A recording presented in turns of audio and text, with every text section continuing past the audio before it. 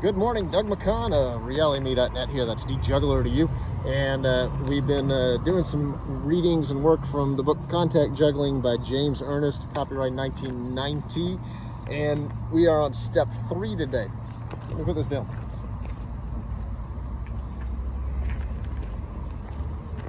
So, step 1 was the Middle Eastern dance, the butterfly.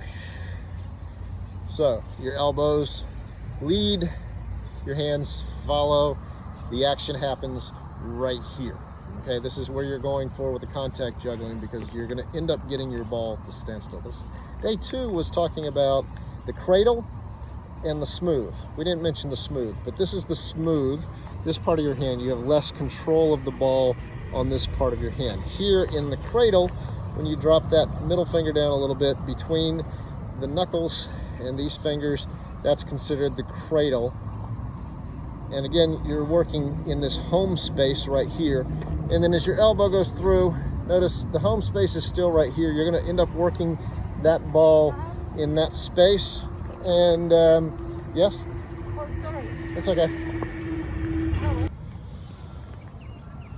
So we were just talking about the home space, working the ball right in here. And we were talking about the cradle, which is, this is the smooth, this is the cradle area, and so that ball is going to be right there. And then as you move that elbow traverses this way, turning your hand this way, the cradle changes so that the cradle's right here, not on the palm of your hand, but right up here. And you have, again, this finger's gone down so that it creates a cradle. When it's like this, it's down this way. When it's like this, it's down that way. And that's where you cradle the ball. So step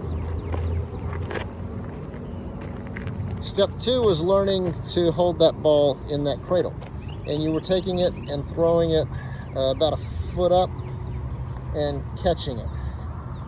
And you want to catch it. I'm trying to look at the camera and catch it at the same time. That's weird. And then you want to throw it up in the air and catch it this way.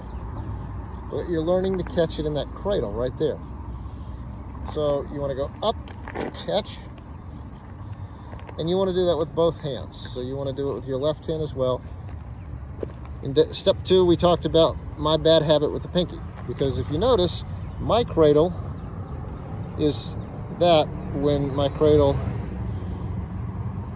should be that, but because for all these years I've practiced it with that pinky, I've developed a bad habit. I've got to break that habit. So I'm going to practice this more myself. And what I need to learn is throw it straight up, catch it, get it about a foot up, catch it, throw it up, catch it. Over here, again, my pinky's wanting to jump up there, and the reason you don't want that is it visually unappealing and it's unnecessary. The cradle is fine with just those 3 fingers. That was step 2. So step 3 what was step 3? Half set.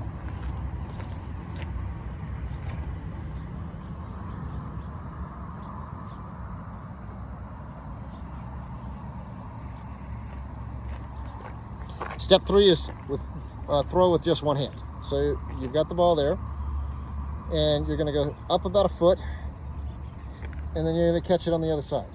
We're not switching hands. You're only using one hand. So go from cradle, throw it about a foot up.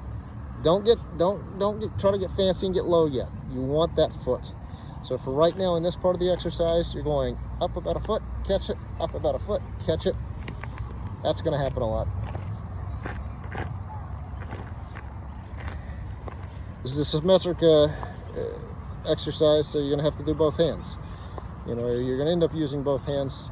So make sure with your left hand, you're going to go up that foot, and then you're going to switch to the other side. Up, catch it in your palm. Up a foot, catch it on the back of your hand in the cradle. Up a foot, catch it on the cradle there. Practice that a whole lot. All you're doing is throwing up, catching, throwing up, catching. Very relaxing thing to do. That's step 3. This video is going to edit really weird. You've been listening to Doug. We're working on contact juggling. Hi, Doug McCon of RealityMe.net here at D Juggler. We are teaching, not teaching, we are, hang on.